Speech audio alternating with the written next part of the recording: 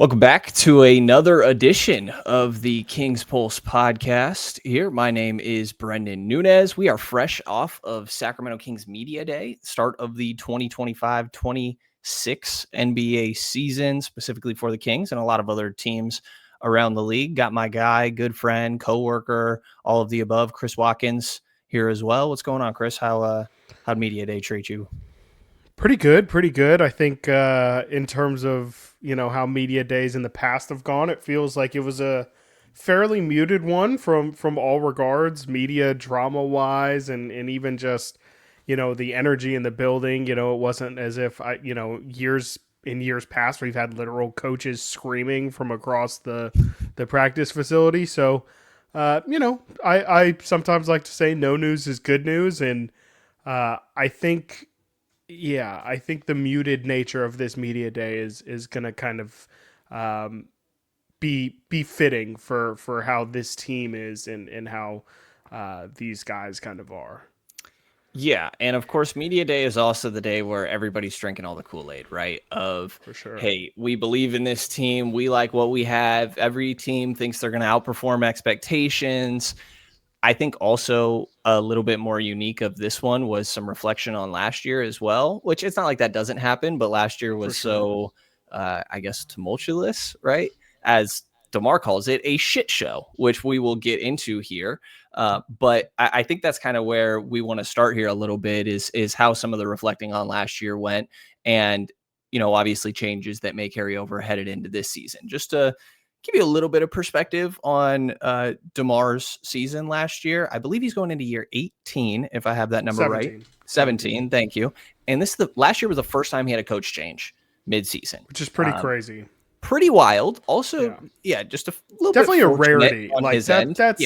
That's more of a rarity on his end than anything else. Yeah, I would definitely say so. Lucky to be in some pretty, I would say, stable places throughout his career. Maybe Chicago, I guess, being the outlier there, and he provided a lot of stability in Toronto for what it's worth. But yeah, had not gone through that change. There's also the aspect of, he signed up to play under Mike Brown. He signed up to play next to De'Aaron Fox. I think that De'Aaron was a decent part of the pitch to DeMar, and then it didn't take long for, I think it was 31 games into the season, they let go of Mike Brown, and then De'Aaron is essentially on his way out. And so I think shit show is the right way to say it. But I think hearing it from DeMar himself is going to be most useful. And we're going to link in a lot of different clips from Media Day throughout today's episode. But here's the first of DeMar DeRozan reflecting on last year. Doug could only change so much when taking over midseason like he did. Now that he gets a full training camp, a summer to implement new things, what do you think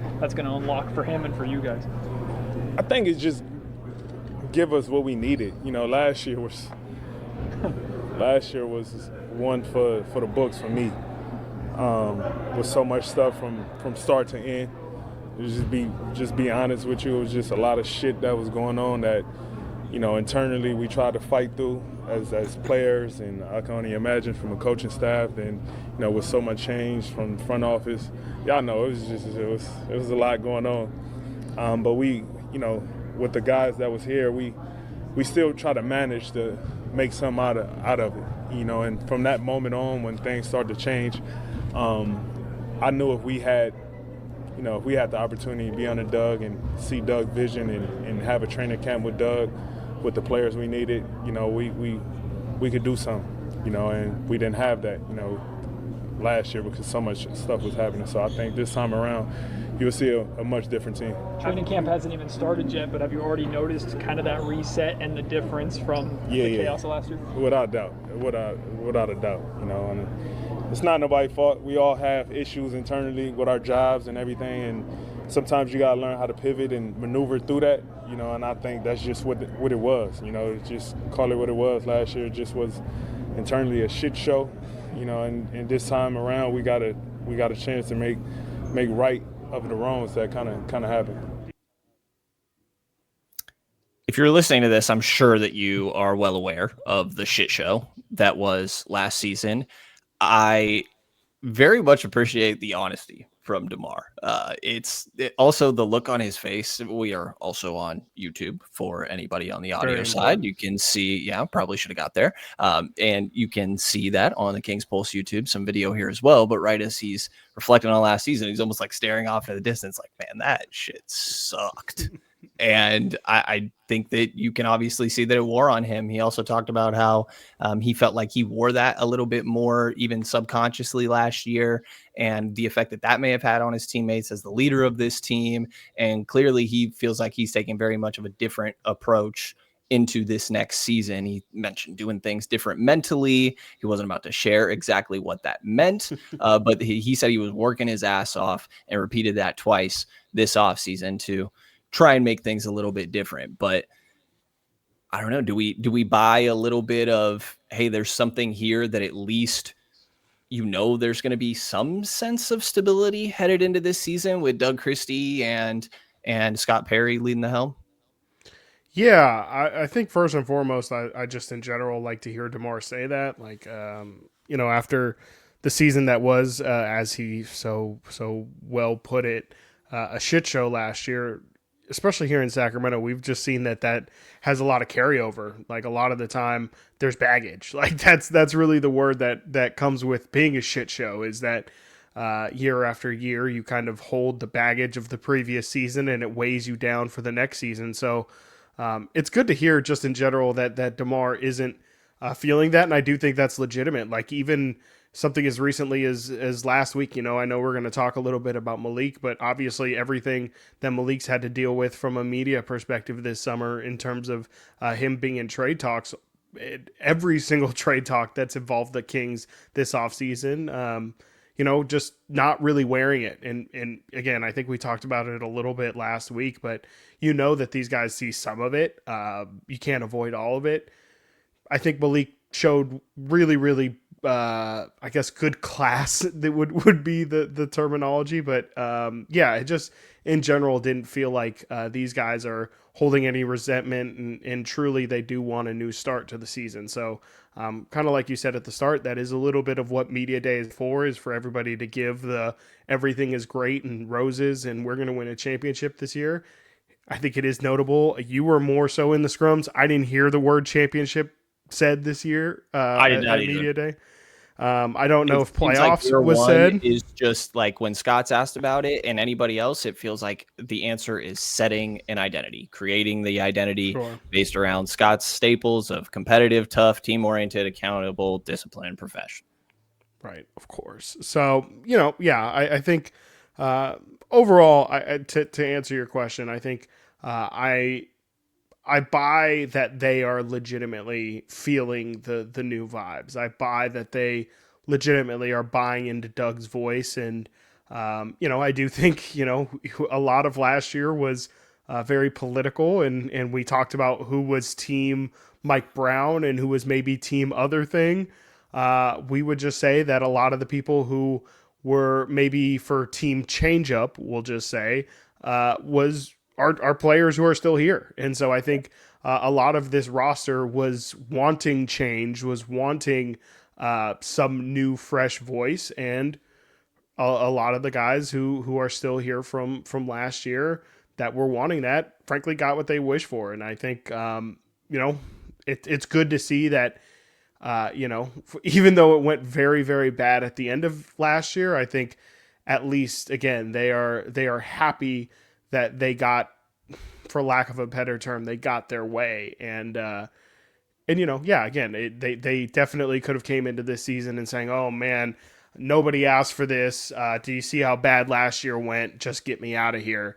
I think it's nice, at least, and maybe again, very professional, very classy of these guys to at least not fully acknowledge, but at least maybe where last year really sucked, we kind of in a roundabout way asked for it, and we're willing to accept that this is what we asked for. Is that okay to say? Like, please, correct me if there's anything, if I stepped out of line a little.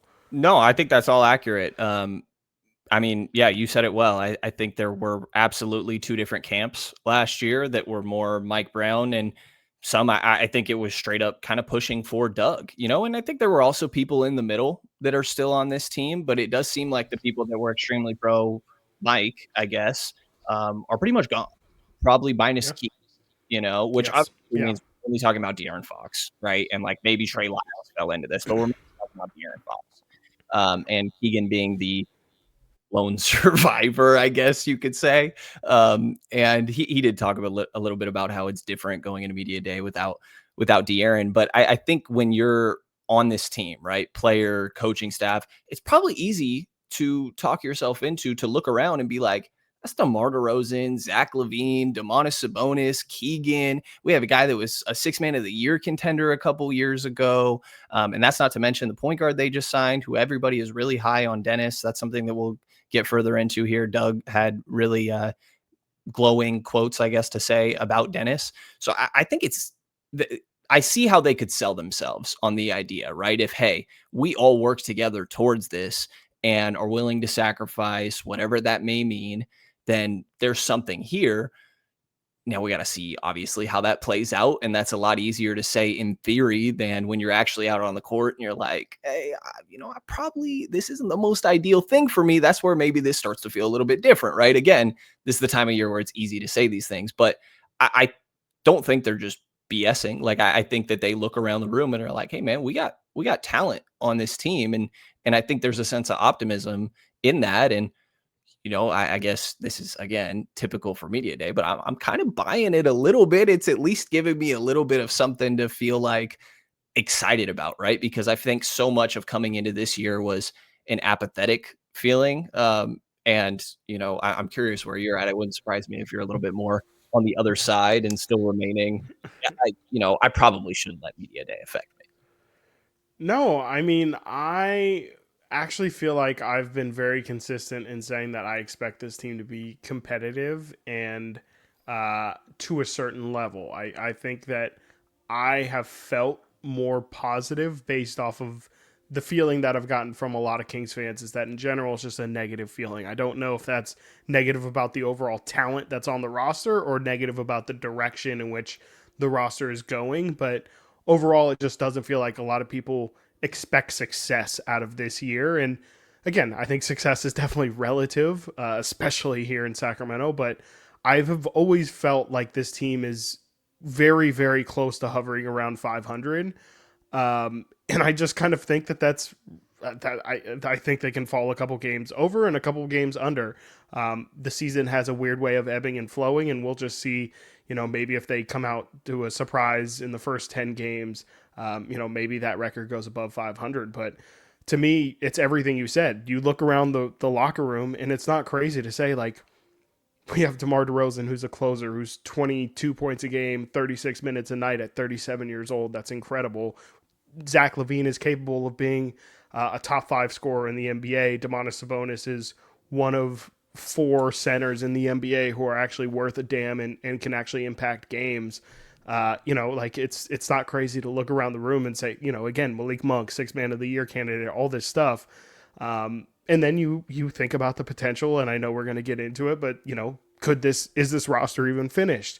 A lot of the talk today was about Jonathan Kuminga, obviously, but Russell Westbrook still looms. Again, a couple weeks ago, Kelly Oubre was a name that's thrown around. I don't know if this roster's finished. I overall, I just think that to your point, you look at the roster and there's talent. Like Devin Carter talked a lot today. He did a lot of convincing to me of. And I don't think we're going to talk about Devin later, but he said his shoulder is feeling. He admitted, kudos to Devin Carter. He admitted that during Summer League he kind of had. I don't think he called it a setback. I don't want to put words in his mouth, but he essentially said there was a little bit of a flare up right before Summer League or in the first game. He had a little bit of a flare up, and we had mentioned that before. He said ever since Summer League, he has felt, to directly quote him, he has said it's felt 100%, and he has felt all good to go. And went on to say that, everything that you would describe Devin Carter in terms of how he plays the game is exactly the kind of player that you would expect Doug Christie to want. And so, I don't know. I just think that there is ultimately a lot of potential on this team in terms of, things that might happen that we don't expect in a positive manner. I just don't know, man. It just, everything with this franchise, this organization makes you feel like it's not going to go positively. But, it does kind of, when you just look at it on paper, you could definitely see how you could convince yourself that people just are completely sleeping on them because they are the Kings. Yeah, and I would say that DeMar certainly seems to think that's the case. He said that being underrated heading into this season is motivating as hell for him. There's other guys that maybe don't get motivation from that specifically. But I think that it's an encouraging thing, at least going into this season, that they do seem to have some sense of internal belief, which isn't surprising. Of course, that's going to be the case. And also, honestly, even if you didn't have the belief, you're not going to come out and say it on media day. But it did feel genuine. And obviously, the big addition that took place over this offseason is Dennis Schroder, who's just coming off of a Eurobasket MVP and a lot of success in recent years with Germany. Domas was asked to kind of compare his European success to something in the NBA. And he's like, I don't even know, man, like a 3-peat and an MVP or something like that. Dennis absolutely been killing it. And I thought that Coach Doug Christie had an interesting quote on just how much he valued Dennis this offseason. With Dennis being the big offseason acquisition, just what do you think he brings to this group, and how much does he fit that identity you were talking about? Identifying Dennis in the offseason was big for me. I'm a super fan, have been for a long time. I really appreciate how he brings his heart to the game. Handing him the basketball makes me feel real comfortable that he's going to bring the right type of demeanor and leadership and all of those things to, as a coach, I want him to exemplify me on the floor. And if you guys know me, I'm a little rough, so I get that. And I think that is a lot of what you see with him. He's not backing down. And I tell him we're not moving backwards, we're not moving to the side, we're moving forward. And whatever that means for the opposition is what it means. So super excited to have him, super excited that he is our point guard and leading us into the future.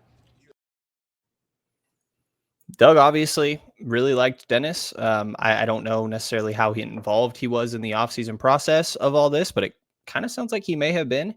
And I think it's easy to see how Dennis and Doug's play styles, because I do think how Doug played as a player is very much what they are trying to implement in their identity as a team. I think you could see it a little bit, obviously some differences there, but obviously a addition that Doug thought extremely highly of. And before I get your thoughts real quick, Chris, on Dennis, I want to also play his audio here talking about why he thought Sacramento was a good fit for him.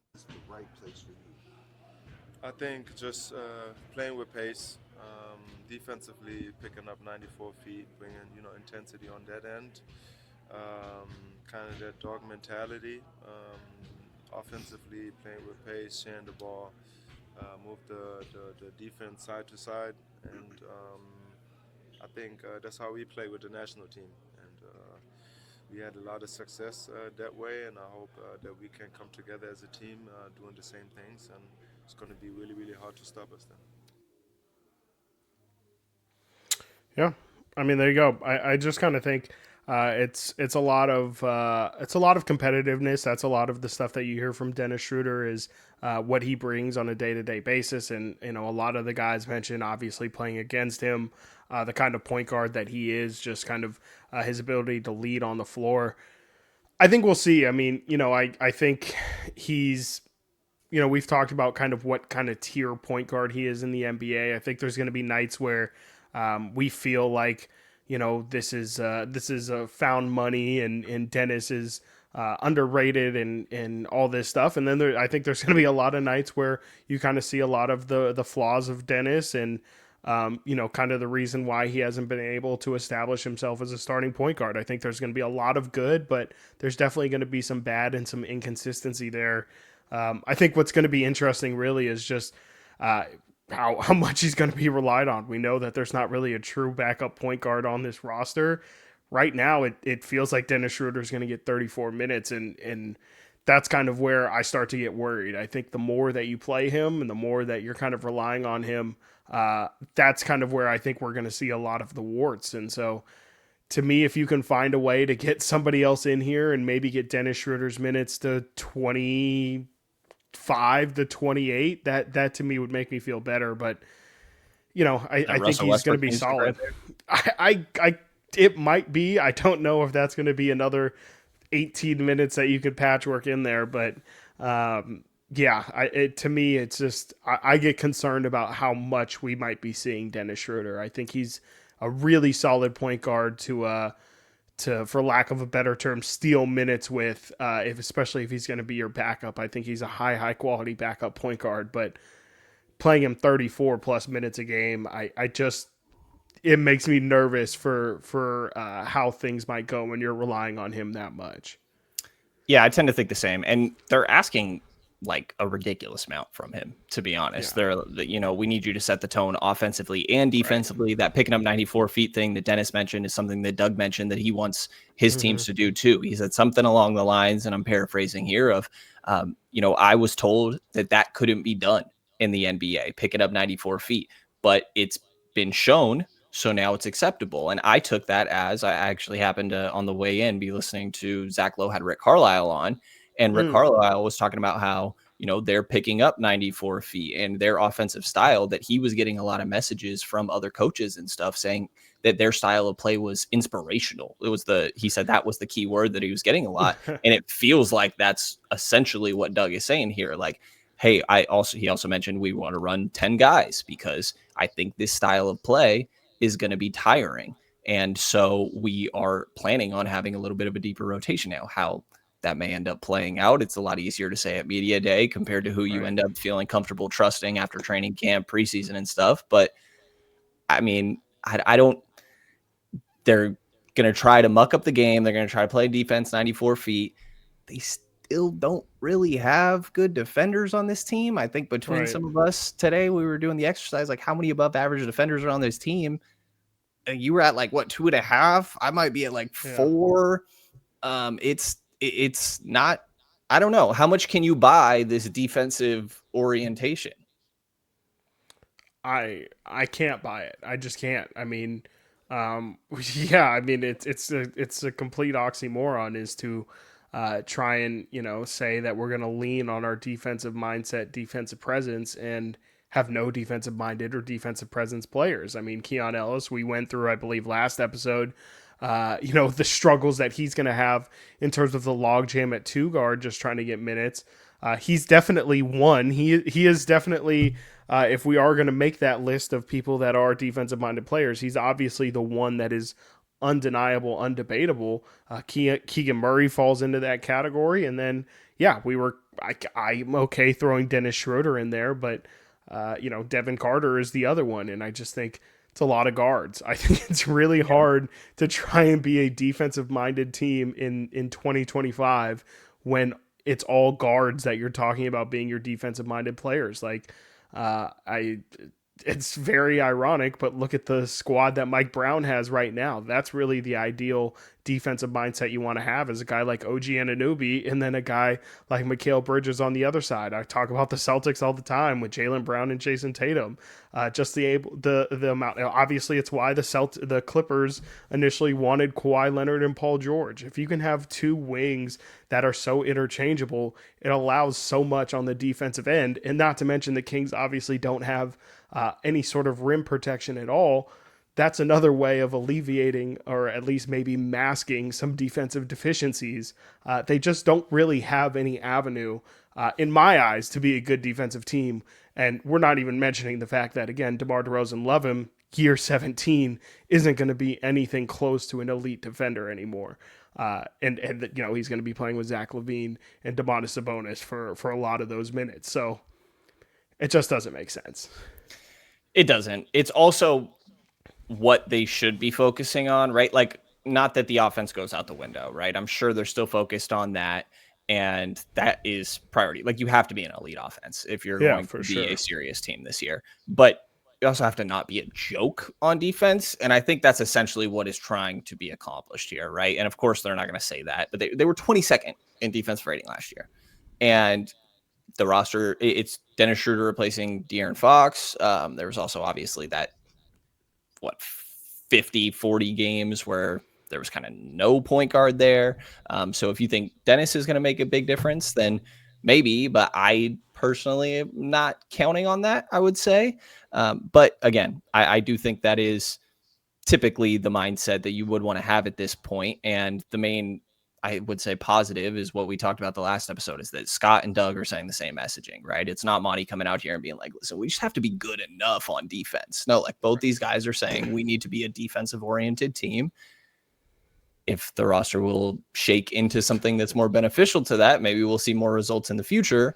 But as of right now, what they're dealing with is you are going to have to focus on the offense a little bit here. And obviously we mentioned DeMar, Domas being a part of that. I think Zach is the big piece here that I almost feel like there's, I don't know, under discussed isn't the right way to say this because we're literally at media day, but I think there's a world where Zach like looks comfortable and looks like the guy coming into this. He talked about coming into last year, he was kind of just trying to fit in. You know, you just got traded to a team. You don't want to step on people's toes. Like, no, this year he is coming into this knowing, hey, this is kind of your team right now. It's, I mean, you, DeMar, and Domas is the three here. And actually, Zach got the chance to do some offseason work with Domantas Sabonis over this offseason. Here is LaVine talking about that. Have you gotten any opportunity this summer to work specifically with Domas and the two-man game, or are you emphasizing that in training camp at all?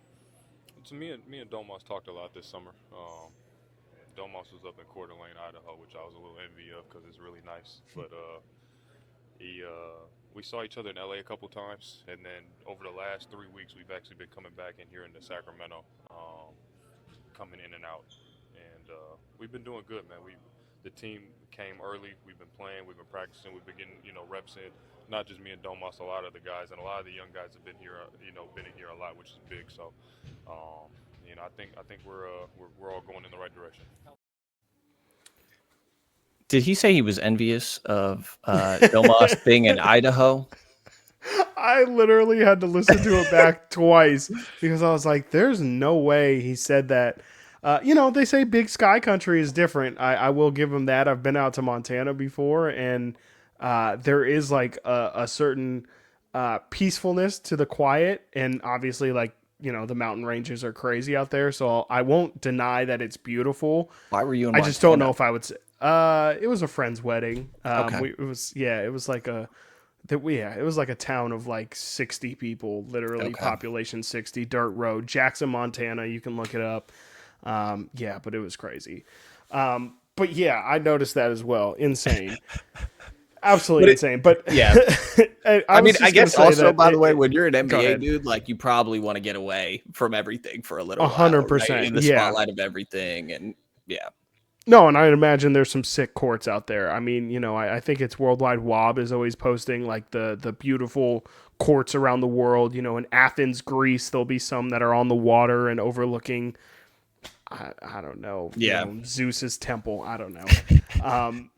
But yeah, I'm sure there's wonderful courts out in Big Sky Country. But I think the larger point is that it's good to hear Zach LaVine getting some chemistry. You mentioned him just kind of being thrown in the middle of everything last year, as DeMar again so eloquently put, at being thrown into the shit show that was last year.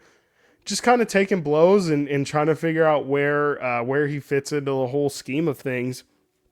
I think it's incredibly important that he has this training camp, and everything you mentioned is what the Kings are banking on, or specifically it's what Vivek Ranadive was banking on when he threw Zach LaVine into that De'Aaron Fox trade, is that Zach LaVine is a guy who's been a 24 to 26 point per game scorer in the league at points, and obviously last year was like just unconscious from behind the 3-point line. So I think that's what they're banking on, is that Zach LaVine can be a 1A, that he is just that this is a all-star that has just been treated wrong. And the only reason Zach LaVine's value was down in Chicago was because people thought he was going to be injured every single year.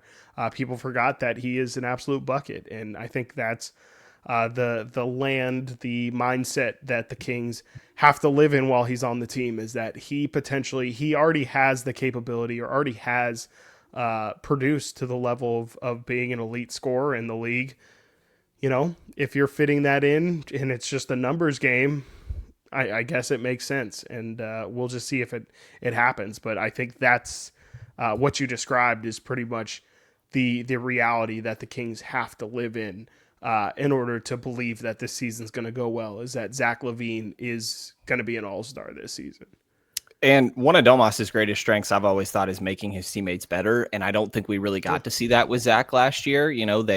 I remember Domas pretty early into Zach getting there being like, hey, it's a little different to work with this guy. Like, he needs the ball in his hands a little bit more, and that's an adjustment. And maybe they got a chance to work on that DHO game, obviously. Yeah, no, I remember that was a big thing, is that they talked about, maybe you were going to say it, but like Zach likes pick and roll, and Domas likes dribble handoff. And that is like Spanish and Portuguese, I guess, where it's like it's similar, but at the end of it, and you could probably understand a little bit trying to cross over, but I think ultimately it's just not the same language. The good news is Domas speaks a shit ton of languages, so like he probably does both. He's swapping languages mid press conference, by the way, and it's really funny because all the rest of us sit around looking a little bit confused. I'm like, he could have been talking shit about us for all I know. I don't know what's going on, and we're just smiling.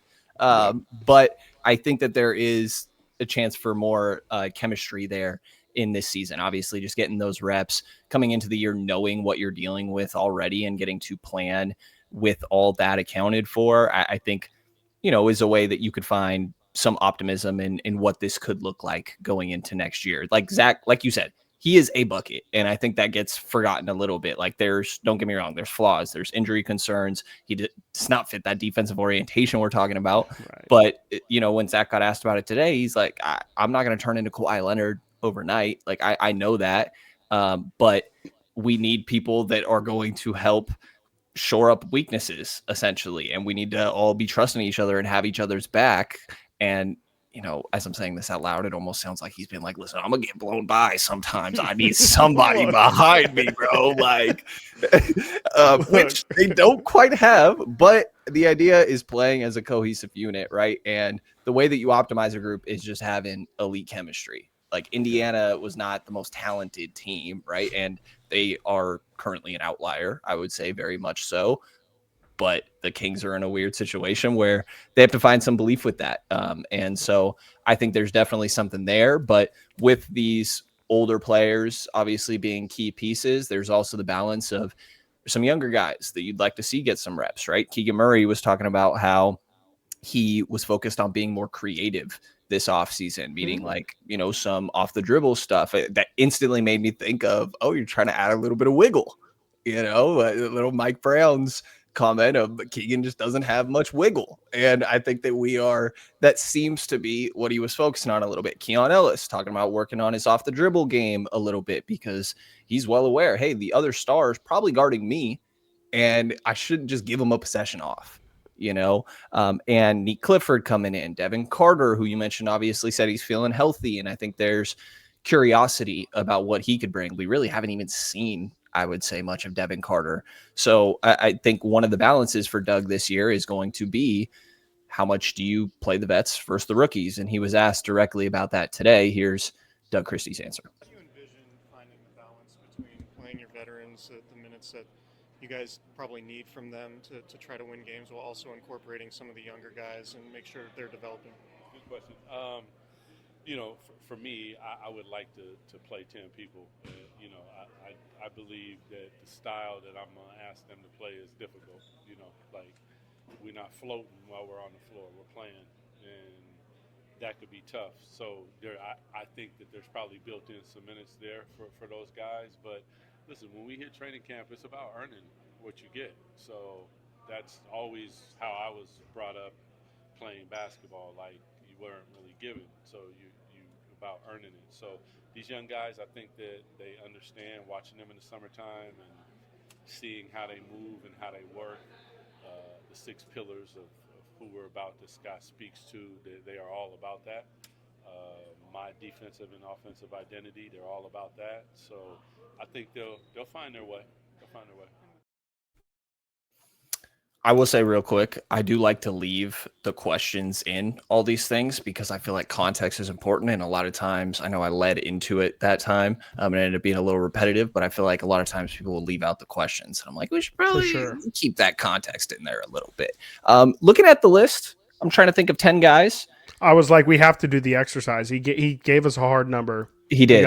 We got to figure out who the 10 is. Zach, Domas, DeMar, Malik, Dennis, Keegan, Keon.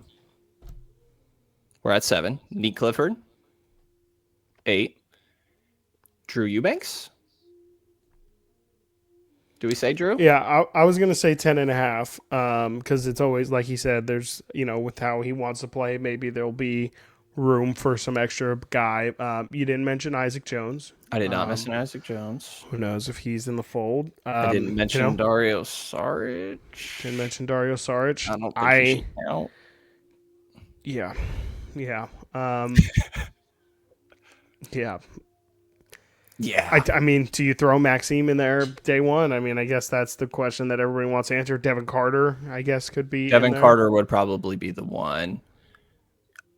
Yeah, I mean, you're running a lot of small ball lineups. I think that's something that we already knew. Yeah. But yeah, 10 it might be hard to get to 10 consistently. I'm 10's thinking 9 with you're probably going to be searching for who's that 10th, and maybe someone will emerge.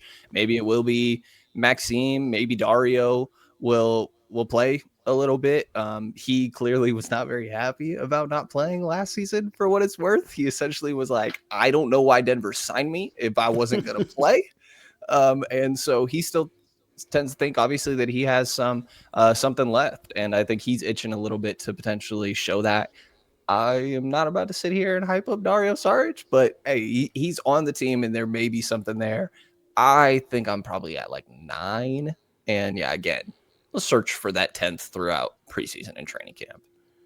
Yeah, I mean, we know who the starting 5 is going to be. And again, just to kind of simplify it, it'll be the starting 5, and then the bench will be Malik, Keon, you'd figure Neek, and then there's going to be a big. So that's 9. Mm-hmm. And then Devin, I guess. And then if you're throwing Devin in there. Yeah.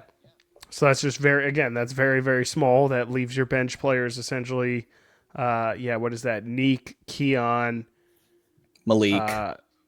Malik, Keon, Neek, Devin Carter, Neek, and Drew Eubanks. Your 4 is Neek. Well, I mean, obviously, they were in a theoretical, it's not hockey subs. Yeah, but in a theoretical hockey sub, I mean, because at some point you are somebody's got to come in for Sabonis, somebody's got to come in for Keegan, so somebody's getting. I mean, yeah, it's not a great puzzle piece, which is something we've talked about before, but. Yeah, it'll be something for Doug to figure out. I think it's also worth noting, this is going to be Doug's first time running a training camp, and that's going to be an adjustment for him as well, a learning process, obviously. But yeah, I mean, I think it's going to be interesting to see who he can eventually trust over time. I think this is where I also probably mentioned that Dario or it was Drew Eubanks was saying that the idea of playing alongside Sabonis as well. Sure.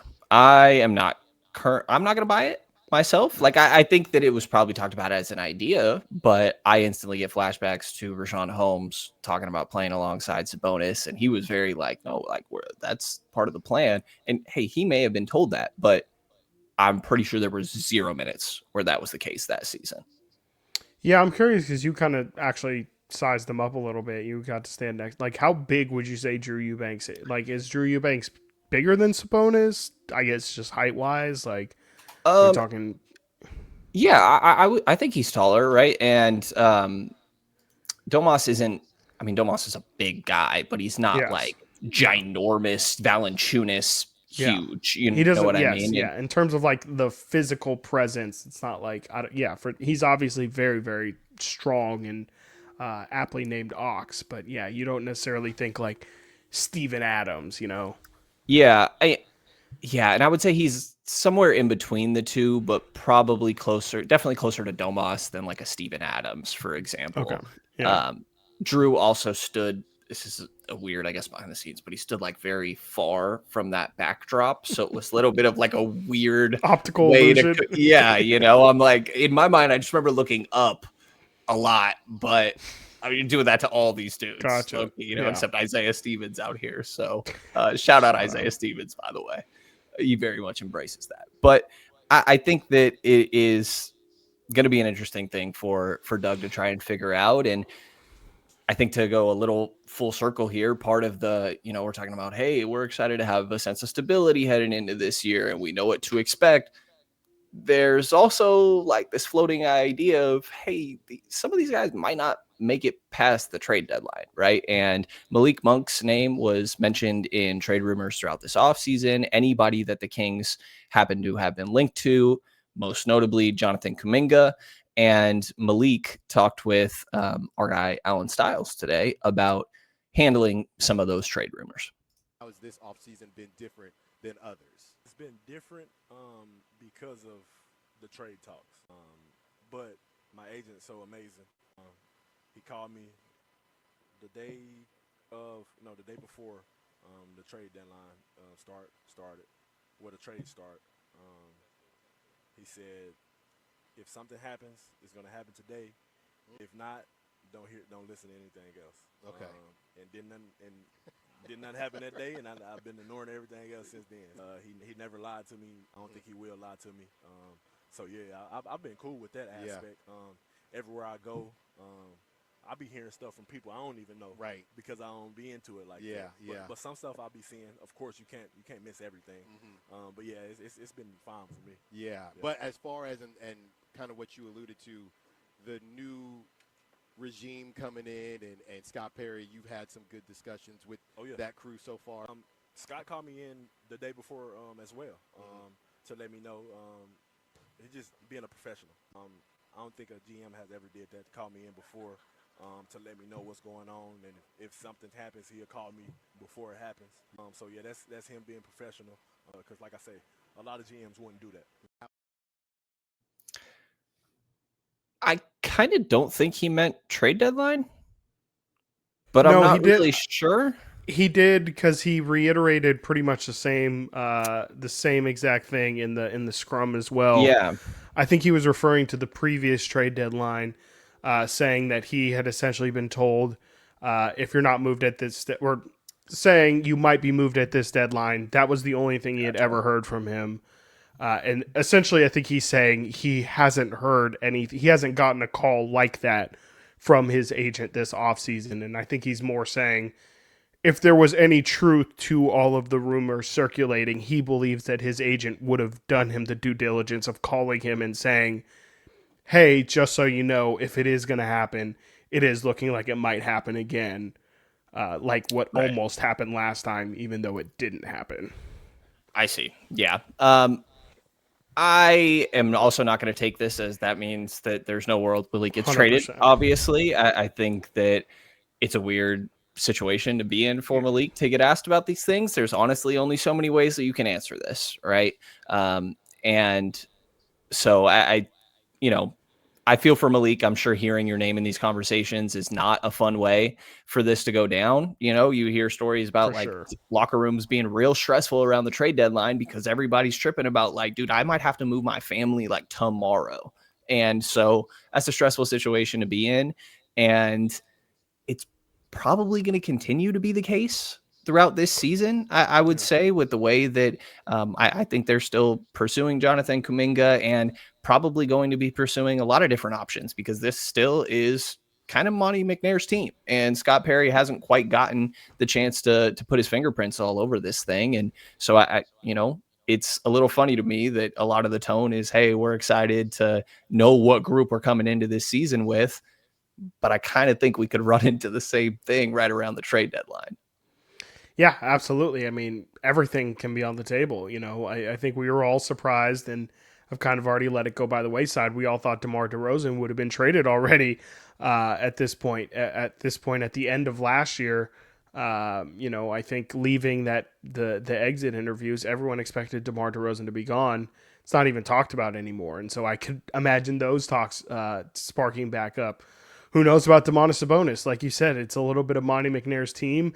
Scott Perry, A, did not give Domantas Sabonis his contract extension, and B, we already talked about the defensive orientation that Scott Perry is looking for. A lot of the times that starts with your defensive anchor at center. And so, there might be a natural push-pull with that relationship. There's tons of options. We also know Zach LaVine. We talked about last week the possibility of Keon Ellis being on the trade block as well. Devin Carter's name still remains one that is just in the air as well. There's just a ton of different paths. So I think you're definitely right. I think it might be the theme of this season is, I don't know if it'll get as crazy as maybe what the Grizzlies have gotten in these past couple of years, but we could see one of these years where the Kings have 20 to 30 different lineups that they end up rolling with throughout this season, just because of, especially more so towards the back half of the season. Who knows how this thing goes? I think the worse their record is, the more possibilities there are, obviously. But I think there's also a possibility that if things go well, that maybe there is a little bit of a window for them to try and form an identity, as I guess they would put it. Yeah, which obviously the idea is that becomes more appealing to guys that you're trying to bring in, and it helps all towards the right direction here, right? And I think that, there's some encouraging things in there. I would say one of the main things there is everybody talks about Scott Perry's professionalism and how he carries himself, the amount of time he spent in this league. That's a great move by him, like the pulling in Malik and just being transparent about, hey, I will call you first. Like we are, I don't know if they said we are having these conversations, however, the beginning of that conversation may have gone, but just being that transparency and just straight honesty, I think is really appreciated, because my understanding is that, pretty much everybody was saying Monty was a ghost, right? Wes was the face of all this, and they still had somebody to go to. Like, players were very much going and talking to Wes about all this stuff, right? But Monty's making the decisions. And so the players are sitting there like, yo, I'm not even speaking to this guy, which it's to each their own, and how people want to go about it. I think that's something that Monty talked a little bit about, kind of learning from Daryl Morey, where previously in Houston, Monty was Wes and Daryl Morey was the Monty in Sacramento, right? So just a different approach. But I think that's something, especially on this team, a little bit of an older team, and it being the veterans, or Malik throwing into that as well, that you're probably in these trade conversations. I think that honesty is probably very much appreciated from these guys.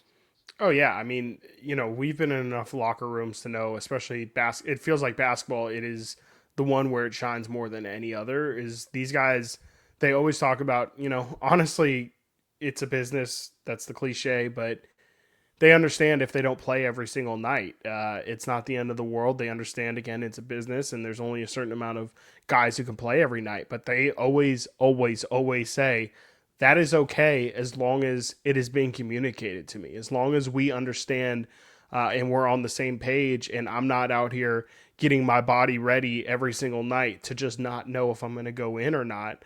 That's the thing that frustrates these guys more than anything. So just to reinforce your point, really, I definitely think that communication is the number one thing that these guys look for, especially from the ultimate decision maker. Like you said, it's one thing to be bad at communication, but when it's the guy who is ultimately literally holding your career in his hands, deciding where your future is going to be, that's a really, really scary boogeyman. And so when you're not talking to said boogeyman, it just gets scarier and scarier and scarier. And it can't help but infect the locker room. And so I think an open level of communication at least relieves some of the stress and anxiety from what could be anything, what could be you getting traded or in Mike Brown's case, fired, going to the airport. I just think if these guys can feel a little bit of safety and comfort here, I think in a weird way that is establishing an identity as well, that, these guys, at least from a behind the scenes standpoint, would know, hey, you come to Sacramento, they will at least be upfront with you, and maybe you can reciprocate that as well. Maybe if, you want something out of your situation, they'll be willing to play ball with you. Yeah, and I think the other part of that is people really like playing for a coach that was a former player. A couple guys mentioned that today. The one that stood out most, and that I think just went into the most depth about it, really, because again, many people said this, but Drew Eubanks, funnily enough, he was like, I feel like I played my best basketball. He was like, I didn't even really realize the difference until I played for Chauncey Billups in Portland. And he's like, I feel like I played my best basketball there. There was a 20-game stretch where he got traded there, put up 14.5 points and 8.5 boards playing damn near 30 minutes, and then for what it's worth, he spends 78 games on the team next year, starts in 28 of them, plays about 20 a night, 6.6 points, 5.4 boards, 64% from the field is about what he's averaging, 60% average throughout his career. But I think there is a benefit in that, right? It's guys that I think that there's an understanding of what this all looks like, right? Guys that are experienced, even if Doug isn't experienced in this head coaching job, he's been around the NBA for, I couldn't tell you how long, right? Probably as long as I've been alive, to be honest. Yes. And so he very much so, I think, has the respect of these guys, even if Keon Ellis has never watched any Doug Christie highlights, which he said again today. It was actually really funny because Keon was like, I'm sure he was probably a good defender. And a bunch of us will be here like, probably. He's like, I still think I got him. Just watch the film. It's pretty funny. He's got to eventually get there. He said he was going to do it tonight. I'm not buying it. We'll see how it goes. Yeah, I'm not believing it. But I think some of the other notable things from like offseason rumors, right, were Keon and Keegan's extensions. They both got asked about that today. And Keon essentially said, I haven't heard too much of anything. I asked him if it's kind of motivating playing in a contract year, and we actually got the sort of KZ Okpala iconic quote for anybody that doesn't know. One time KZ Okpala answered a media day question by, I'm going to just do what I do because that's what I do. And it may be my favorite quote of all time. But Keon essentially was like, I'm just going to keep doing what I do. And that last year honestly kind of felt like a contract year. So it's not much different coming into this year, but he said he hasn't heard much of anything. And I thought Keegan's response to getting asked about the extension was pretty funny too. It's quote, I told my agent, for me, I just don't want to worry about that. I told him he can handle the business side. And if I see his contact on my phone, I want it to be something important. That sounds like Keegan. That sounds exactly like what Keegan would tell his agent is just handle it for me. And when you need me, let me know. Yeah, that sounds like Keegan. Keegan also had a very funny moment. I don't have it clipped in here, but somebody was asking him, I forget the exact question, but he's like trying to remember a timeline in his head. And he's like, it's sometime in like beginning of September. I don't know, from this point to whenever the wedding was. And all of us are like, you don't know when the wedding was? Like, that's kind of your anniversary. And at the end, kind of like a very specific date. Yeah. At the very end, he's like, yeah, I know the date. He apologized to his wife, but Keegan had a very did he say the date? He did say the date. Okay. He did say the date. No, he said it. He's I don't think come on, guys, I know the date. Come on. Yeah, come on, bro. I know it. I'm not even gonna. I don't want it out there, so I'm not. I don't need to prove anything to you. Yeah, you know, I know. Love you, babe. Come on. Yeah, exactly.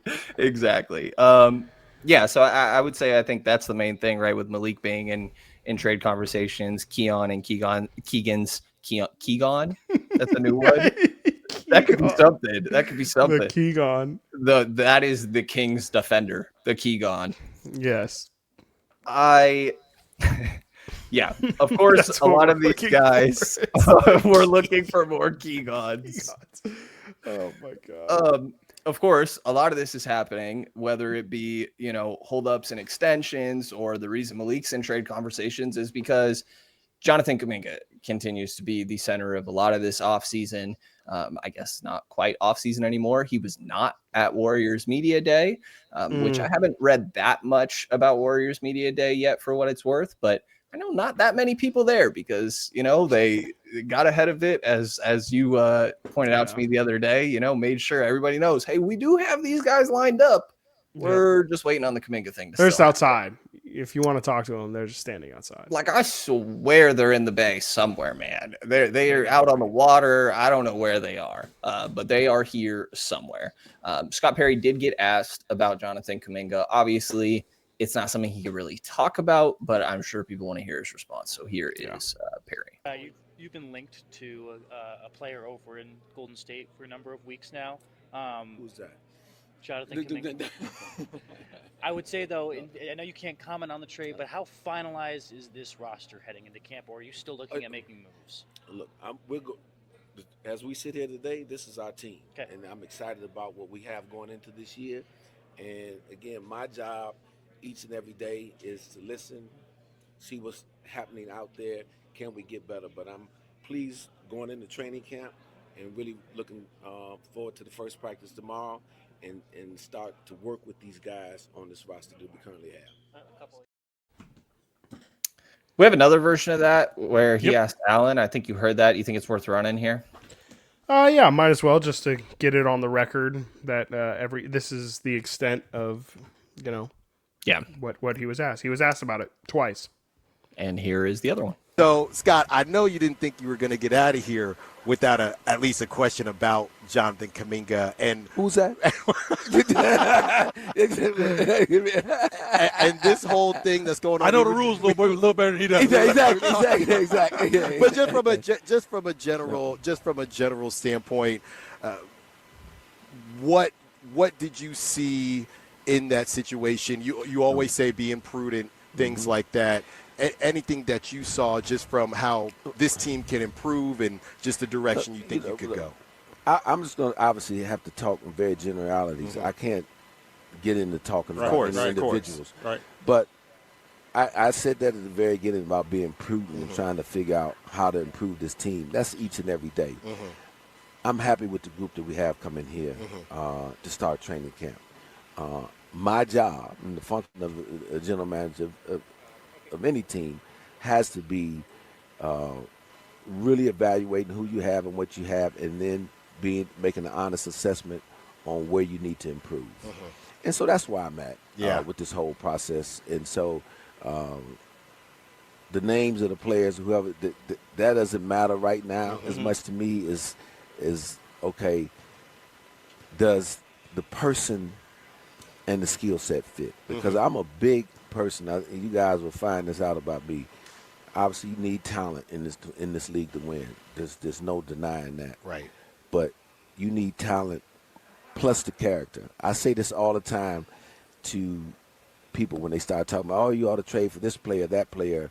When you make a trade, when you sign a free agent, when you draft a player, two things are coming in the door: the player's talent and the personality. And they're not mutually exclusive. They're coming together. So you better be comfortable with both. Right. And so that is kind of the lens that I look through. I will continue to look through in terms of improving this roster in any of the avenues that we have available to us. Now, you know. There you go. Shout out Alan. Shout out Alan. Our guy, Alan Styles. Yeah, I probably could have cut out the very beginning there. But shout out to him. He is asking the questions that I'm sure people want to hear. Scott Perry also consistent with his awkward laugh between the two and pretending like he does not know who Jonathan Kuminga is. Yes. Which is kind of, I guess, what he has to do. I think the personality part of that is interesting because we know, like, the reporting has all been out there that they're clearly very interested in Jonathan Kuminga. And I think the personality side of Kuminga honestly does get a lot of questions, right? I heard people say, like, he kind of thinks he's better than he is, for example, and not playing within himself. But I don't know. That's not necessarily a personality knock, right? That's just like, hey, I think I'm nice. And he has reasons. It's not like he's straight trash. You know what I mean? Like, there are crazy physical tools that this guy has. He can put the ball in the basket. He's 22 years old. Like, I see why you would be optimistic or, full of self-confidence. If I'm Jonathan Kuminga, you can't tell me shit, to be honest. But yeah, I think it's an interesting note from Scott. In my mind, that means they are also buying the character of Jonathan Kuminga, which I can't speak much on, and I'm sure that Scott would know better than I. Yeah, no, I think it's a strong point for sure.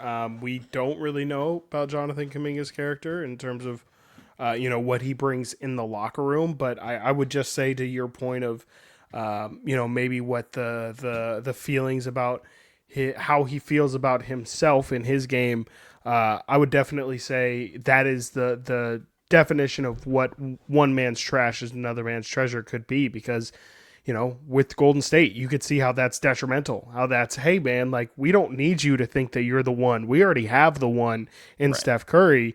We need you to kind of fit in your box and kind of live there. With the Kings, they'll embrace it. They love that. They say, hey, you think you can be the best player on a team? We welcome that. We would love it need if that you would shit. be.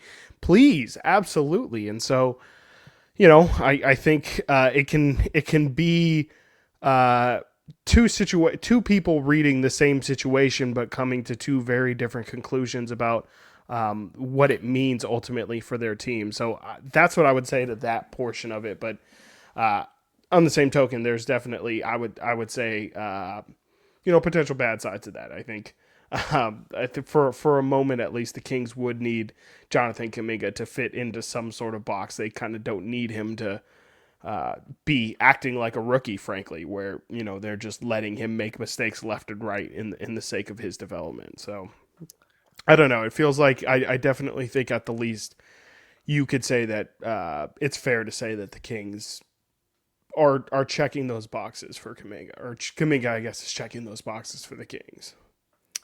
Yeah, I think that, it's what Scott can say in that moment, obviously, Right. and it's a tough question for him to have to try and navigate. But I think that he's very much acknowledging, hey, we're going to continue to try and find avenues to improve this team, and I think that's the obvious one sitting He right didn't there. say no. He also He did not say no, no. right? He did not say this is the team. No, like, we're solid. Today is, tomorrow we start training camp, and that is, where we implement everything. And if you're not here day one of training camp, then you're not going to be a Sacramento King, because we're trying to win as many games as possible. He did not close the door on that at all. No, he did not. He very much could have leaned into, like, we love what we have with this group. I want to see what we have before we make moves, Right. not the direction. And he went. Keep in mind, by the way, he didn't say no thing, because I have different clips for at the end of this from like random media things Okay. about the league. And I was just laughing to myself at that, because there's very much a instance where somebody just refuses to straight up answer the question. Gotcha. Is there anything else on Kuminga specifically that you feel like stood out in all of that? Again, obviously only so much that can be said right now. No, not really. I mean, no, again, I think Malik's comments just, again, really stick out to me of him just, again, not making a big deal of everything. But really, that's just kind of the character that we know from Malik. Like, he literally is just, a really, he's just a cool guy. Like, he really is. He's just somebody who is real life cool. Like, you really can't. You can't explain it. You can't teach it. He has the it factor in terms of just being a cool ass guy. And he really does not let this shit bother him at all. And I definitely commend him for that, because you can kind of tell if somebody's faking it and like it really does bother them. And maybe he's just better than most at hiding it. But I would have came in here, or expected others to come in here pretty pissed off and been like, after everything I did for y'all, and y'all are just dragging my name all summer long. So That's a good point. Again, just I didn't even think about that. Give hat tip to Malik. Yeah, no, that's a good point. Like I said, that didn't even cross my mind. Like, Malik very much could have came into this pissed off, Yes. and not the tone at all. He was the exact Malik that we're used to. Like you mentioned, just cool guy, chilling pretty much, and He just feeling be chilling good. for real. Yeah, I'm really just chilling. I think that was a Keon quote as well, for people unaware. All-time Keon quote. I just be chilling for real. Yeah. Oh, actually, we got confirmation, and maybe this is more of an overtime thing, but we did get confirmation Devin Carter is just a cheater. Like, he is just a flat out he's just like a flat out cheater when it comes to shame NBA either. 2K26. None at all. Like, actually, No shame. Really, really proud of it. He posted an Instagram picture. We may have talked about this last episode. I'm pretty sure we did. He posted an Instagram or a story that he dropped 80 points in 2K. And anybody unaware, He was 17 of 17 from 3. And he was the center. And you outlined this well last time, but anybody unaware, the 7-4 builds currently broken as hell. You cannot contest them. We saw it right away, and we're like, this guy had to be cheesing the game. Sure enough, confirmed it today. He also was like, "Hey, bro, I'm nice. he was Bro. I'm the so best player. I'm the best 2K player on the team." Bro, And he was so juiced. he was hyped. He was hyped. Yeah. No shame in the slightest. He was like, "You already know. You already know that was 7-4." Very much was the case. Last little bit of housekeeping quote, I guess, that I do want to get to here before we head into overtime was Doug talking about his coaching staff and some of the roles that these guys are going to have. I think I had kind of missed, honestly, that Mike Miller had joined this staff. I looked and I didn't realize not that Mike Miller, a while ago. Thank you. That makes a lot of sense. Still, very experienced guy in this league. Bobby Jackson sitting there, Chris Darnell, Leandro Barbosa listed as the assistant coaches with Mike Woodson as the associate head coach as well. That makes a lot of sense because I'm like, Mike Miller is an agent. That makes a lot of sense. Yeah. Here is Doug talking about the role that his assistants will play this year. Coaching staff-wise, what is everyone's responsibility within your staff, and is there an offensive defensive coordinator or anything like that, or is it just kind of game-by-game analysis for each guy? No, Mike Woodson is associate head coach. Bobby Jackson is running the defense. Mike Miller is running the offense. And past that, we try to develop coaches. We want our coaches to be good on both sides of the ball. So when it's time for your scout, you're required to cover the whole scout, offensively and defensively. I want these guys to be good coaches, not good defensive coach or good offensive coach, because that's not what basketball is about. You play both ends on basketball. You have to play offense and defense. So in my opinion, you need to coach offense and defense. But Bobby understands me probably better than anybody. So from that standpoint, he understands what we're looking for on the defensive end. Got to know Mike Miller, loved his attention to detail, so he will be running the offense. And then we have coaches that are underneath them that are a little bit more focused when it comes to practice and drills and those sort of things that will be helping them on that side of the ball. But no, we're trying to create well-rounded coaches. Yeah, I mean, obviously, just a little bit in the weeds there, I guess. But I think obviously the coaching staff is crucial to this team, and Mike Miller very much seems like a Scott Perry hire. He's a guy that was an assistant coach with the Knicks and then eventually became their interim head coach. I am, currently laughing at myself because I knew all this and was still somehow thinking he was pro NBA player Mike Miller, which made no sense. But no, not the case. He was interim head coach for New York for a little while, spent a season in OKC from 22 to 21, and then spent the last 3 years as an assistant with the Washington Wizards. Like Doug mentioned, going to be offensive coordinator. You're going to have Bobby Jackson there, of course, as Doug mentioned, guy that knows him really well. I think you will obviously have some continuity between those guys, and you could very much, I feel comfortable in saying a lot of these guys will probably be pushing in the same direction on the same page, and getting experience for Doug, I think is obviously crucial here, right? It being multiple guys that have been head coaches in this league, and him getting to lean on them as well, obviously is helpful for a first-time head coach here. Yeah, for sure. I mean, Mike Woodson is obviously brought in just because of his just vast years of NBA experience and just basketball experience. Obviously, he's coming off being Indiana's head coach, the University of Indiana. So, he's just a basketball lifer. His experience is invaluable.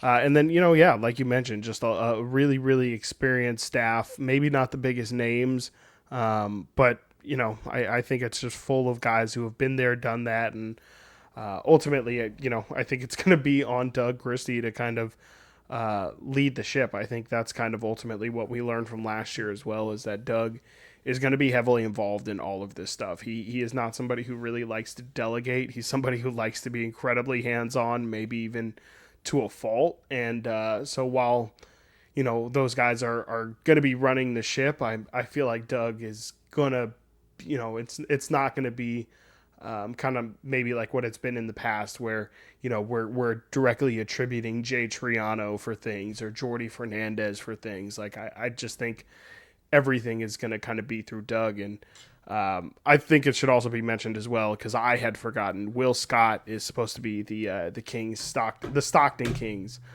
coach for this season as well. So I know that's not a name that made it on the list. Yeah.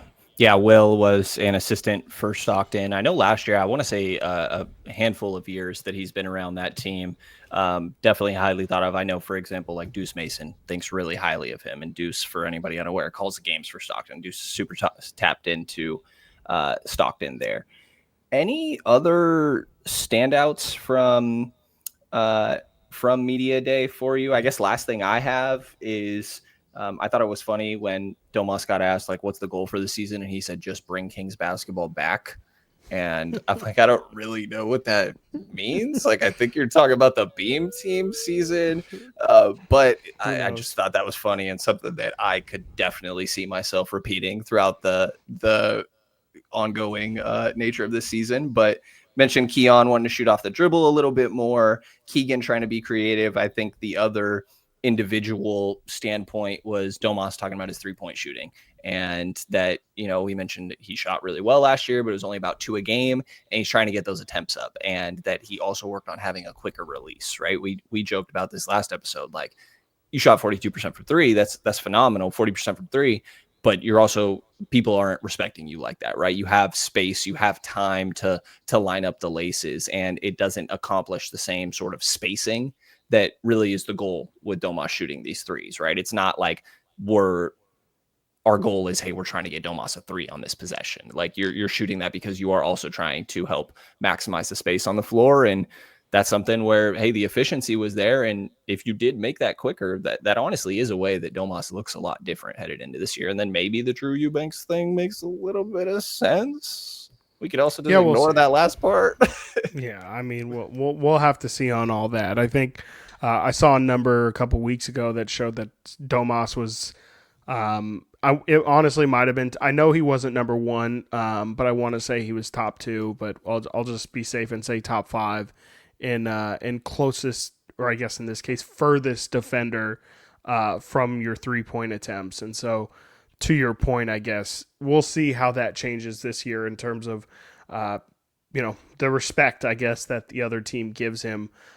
We know that it's great that he can hit the wide open ones. It's I guess kind of necessary, but the real test is going to be, to your point, like, can you hit it in the flow of the game in terms of like a contested jumper? Is it actually a part of your repertoire, or is it just, I'm wide open, if you're going to leave me open, I can hit it? To me, those are two very different things. And as everything with the Domantas Sabonis conversation, if we're talking about the playoffs, how much is it something that you can actually rely on? Is it an actual threat, or is it something where, in a small sample size, where you're maybe taking 15 to 20 threes or 25 threes in a series, are you hitting 3 of them, or are you hitting 8 to 10 of them? It might sound like a small difference, but ultimately I think that's the true test of if Domantas Sabonis' jumper is real, and if it's something that we can actually talk about. Yeah, very much so. And they also mentioned wanting to use these guys a little bit differently, whatever that may mean. I think they are trying to implement some just differences with the offense. Domas is talking about, sometimes I'm going to be spaced out. Like, they put little circles on the court, right? Usually to mark like the spacing of everything. And notice that there were 2 circles in the dunker spot this year. That was not the case prior, right? And it's not like dunker spot's never emphasized or anything, but like, they may be getting a little bit creative, whether that means Domas is working at the elbow or above the 3-point line, or he's not the one initiating the offense. I think that you are going to see a lot of variety in, they want to be somewhat unpredictable offensively, right? Of, hey, we have all these options. Let's keep mixing it up with what we go to. So I think you're going to see a little bit of that throughout the year here as the guys try to get everything into a swing. We got training camp all week. Monday, or today's Monday, so Tuesday through Saturday. I have training camp every single day, media availability every day. So I'm sure that you will continue to hear from us about all of that. You were roaming around media today. Today, we mentioned it. It's very much first day back at school vibes. But did you any other standouts from media day, even like funny moments or anything like that? Not really. Yeah, no, nothing really. Like I kind of said up top, it was pretty muted. No really big signature moment in terms of like, somebody making a big proclamation or anything like that. No insanely funny moment or any interaction or anything that really sticks out. Just kind of Scott Perry denying your handshake at the beginning of the day. That's really the only memorable thing that I'm going to take from this from this media day. Yeah, definitely happened. Perry was shaking everybody's hands, stuck mine out. Not yours. He just turned around. He didn't see it. That's what I'm telling myself.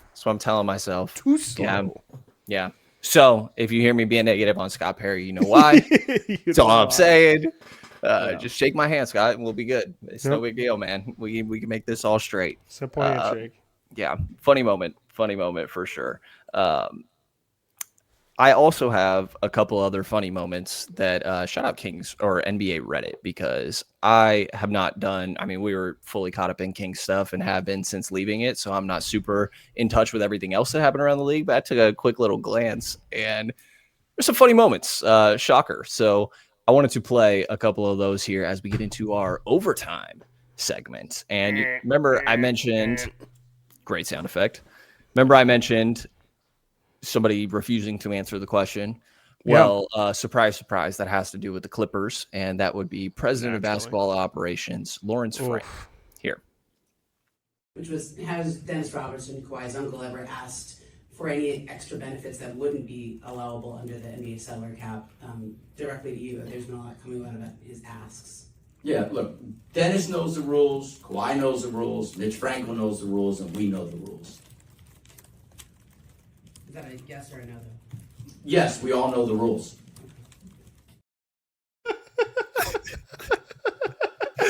Insane. Ramona being like, is that a no or a yes? He's like, yeah, we know the rules. Like, you heard me. You heard what you said. I'm gonna say it again. Crazy. Straight dodging it. I have not heard that audio. For all you idiots out there who don't believe that Pablo Torre's reporting is true, if that is not the most damning piece of audio, I can't imagine that Pablo's next episode, which, by the way, he dropped one this morning on Media Day, specifically and like literally played out a dress scenario or dress rehearsal, I guess, of a Kawhi Leonard back and forth with reporters that he wants you to do on Media Day. So go check that out. But part 6 of Pablo Torre's Finds Out should lead with that video, because that is the most damning piece of evidence I've ever seen in my life. I was on the ride home thinking about how, as DeMar again so greatly put, shit show, how big of a shit show the Clippers PR was in today. Just, I could not imagine the amount of prep and the amount of just dread that they had for this day, because all from Kawhi to, I'm sure, all of the players to, Ty Lue, Lawrence Frank, like everybody with the exception of Steve Ballmer had to answer questions today, and there was no getting around it. At all. I wonder if Lakers Media Day was like a little lighter just because everybody was at Clippers. It's a good point. It's the first time in history, probably. Probably. I also have a very short quote from Kawhi answering a question, and for what it's worth, there's a longer version of, obviously he got asked about this a lot today, and this was just a small quote I found that I thought it was hilarious of Kawhi Leonard. You were named as like the largest creditor in the bankruptcy filing, right? Did you actually get the money that was owed to you in the contract, or? No. No. No. Nah, me? Nah. What a weird situation, man. Like, all the Reddit comments are like, I've never even met Steve Ballmer. What are you talking about? He's like, no. Nah. No. It's like it's just short of like when somebody's lying when they repeat the question, and it's like, did I ever receive the money? No. No. Yeah. again, yeah, just an absolute shit show of a day for the Clippers, and I think it's the reason why I think it's just so weird is because Ramona Shelburne, who was just shilling for Steve Ballmer live on ESPN for that interview, is now the one that wants to be asking all the hard hitting questions at media day. I don't know. It's just a little that's a little strange to me, to say the least. I definitely see that. Yeah, what a chaotic day for them to have to deal Also, with. both of those were Ramona questions, which were. again, we get it from a local perspective, but it's just funny to me that she's the one asking those questions again. It also, at the beginning of that Pablo episode, I think they replay the Steve Ballmer. They conned me. They conned me. And Ramona, in that moment, so you're the second richest man in the world. Which again, she's like, you're so smart. You're like, you can't be like, if you're conned, you're the second richest man in the world. What chance did any of us stand of not being scammed? It's like, and now here I don't know. I could go 20 minutes. No, I think it is totally reasonable. And if we were a Clippers podcast, I'm sure that we would continue to dive in. Yeah, it would be a really fun day. It would be quite an offseason. And this entire season, matter of fact. Another place that's probably, that was great. I was going to say a good one. I guess it's a good one. It's like right on the fence. We'll take that one. Yeah. Other place, probably a little bit of a shit show. The Warriors, for reasons we mentioned. No Jonathan Kuminga. And still the chaos of all these guys waiting out in the harbor, not quite able to sign their contracts and get in the building yet. But we still got Buddy Hield and Jimmy Butler giving each other shit. I knew it. I could just feel the evilness. I knew it, bro. They don't even want to talk to you. I heard you talking, though. Trying to check. But did you hear the nice things I said about you? What did he say about me? Nothing. That's why you didn't hear it. Can you wrap this shit up, please? All right, everybody. Buddy Hield, everybody. Stop. Get your ass out of here. All right. You doing okay? Bro, did he just slap Raymond like that? He did slap Raymond Ritter, Warriors PR. Legend. Anybody on audio side, Jimmy's sitting there at his presser and Buddy sneaks into the room, peeks in, and that is Jimmy's response. That shit, he said the evilness. So funny. Yeah, I can feel it. I love did you hear?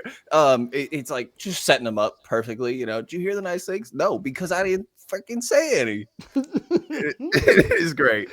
I did hear, I heard some more comments from Jimmy about Buddy, which, you should definitely go find because they are all legitimately hilarious. To where, he's like, I need Rosetta Stone for Buddy Hield because I can't understand what the fuck he's saying half the time. I only got a tiny bit of Buddy at the end of his Kings tenure, and at that point, he was hardly speaking to media for what it's worth. Yeah, it takes you a sec to get accustomed to how Buddyisms. A little bit. Yeah, to Buddyisms. Yeah. There you go. Yeah. Last one I have here is these are good. Steven Adams talking about a fishing trip he went on with Kevin Durant. Oh. Yeah, I thought it was pretty good, eh? Yeah, he did pretty well, man. It was a pretty big fish, but it was. I mean, the bro it was about seven minutes him freaking trying to reel it in. Like it's a pretty good battle, but he got tired. He got tired, bro. Had to sub him a little bit, but he finished. He managed to land it, so he's good. That was his first one. It was kind of crazy. So we actually when we were playing in Oklahoma, they have go to the owner's place. The owner has a pond, so him and I and the team was there. So him and I, we actually used to go fishing, and it was the little bass. Because I don't know, might be an American thing. You guys fill up a lake, It's like a big goldfish tank, so you're definitely gonna catch something. Something's in there. It's kind of weird, but whatever.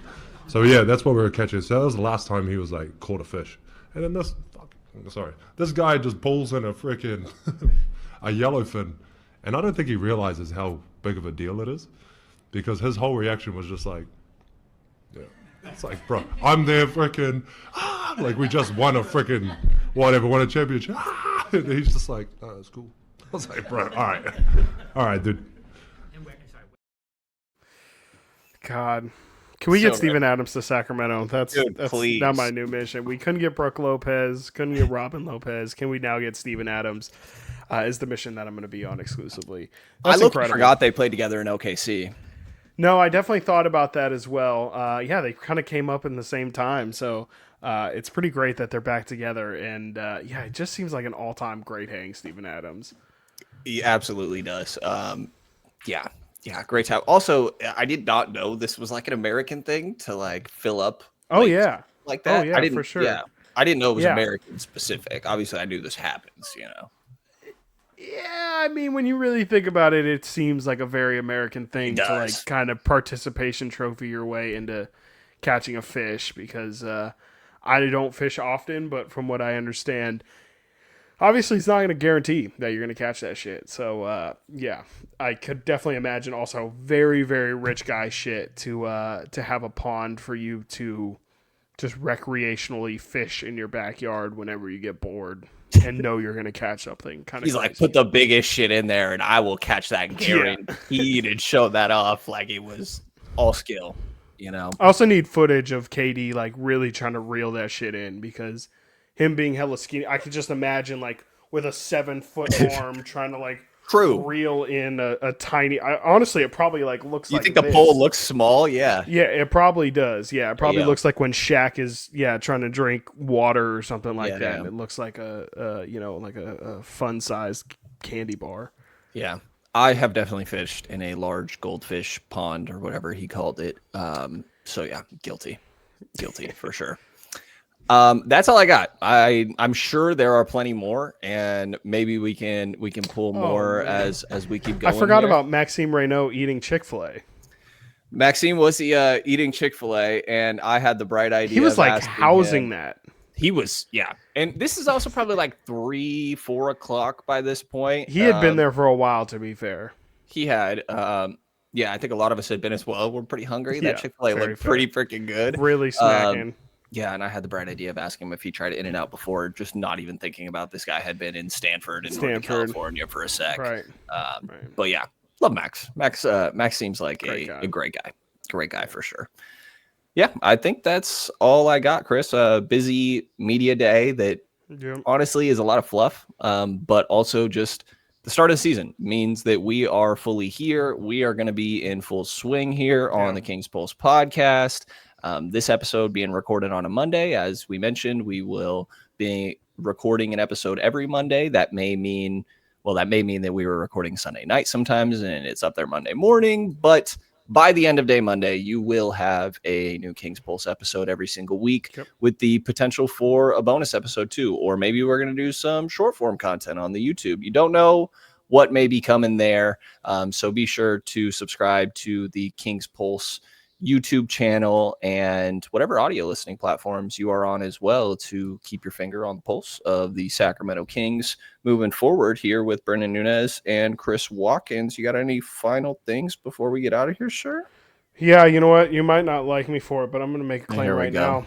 We're going to do a second episode this week. Ooh. If you made it this far, you just found out because it just feels like with training camp, there's going to be so much to talk about. Like you said earlier, we're literally going to be there every day. So if there's going to be a week where I think we can maybe at least fill the people in on what's going on that week and maybe some new things they're implementing, I think I'm okay saying that this Thursday we can even say after Niners Seahawks. That's going to be on Thursday as well. So maybe after Thursday Night Football. Maybe we even go live. I won't go that far to promise that, but maybe just maybe. Maybe we will go live. We will see. I am super down to do another episode this week. Like you mentioned, we got plenty of stuff going on. I'm sure that we will actually be able to get into more detail about some of these things and maybe get a look at Domas's apparently quicker release, or some of Keegan's wiggle that he's got going on now, or as he says, creativity, So we will definitely keep you in the loop of everything going on as this week continues here. So like I said, be sure to subscribe to stay up to date with all the latest things that we put out. 5-star reviews are always much appreciated. Thumbs up, all the good stuff helps a lot more than you guys realize. Appreciate everybody tuning in as always, and you will hear from Chris and I a bit later this week.